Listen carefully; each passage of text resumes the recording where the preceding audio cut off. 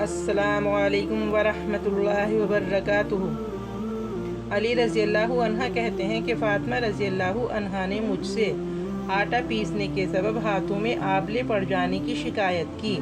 میں نے ان سے کہا کاش آپ اپنے ابو جان کے پاس جاتی اور آپ صلی اللہ علیہ وسلم سے اپنے لیے ایک خادم مانگ لیتی۔ وہ گئیں تو آپ نے جواب میں فرمایا کیا میں تم دونوں کو ایسی چیز نہ بتا دوں جو تم دونوں کے لیے خادم سے زیادہ بہتر اور آرام دہ ہو؟ جب تم دونوں اپنے بستروں پر سونے کے لیے جاؤ تو 33 بار الحمدللہ اور 33 بار سبحان اللہ اور 34 بار اللہ اکبر کہہ لیا کرو۔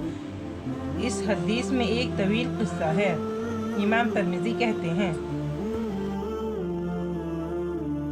اے اللہ تعالیٰ تو ہماری تمام پریشانیوں کو دور فرما اور ہمیں دین کے راستے پہ چلنے کی توفیق عطا فرما، آمین ثم آمین۔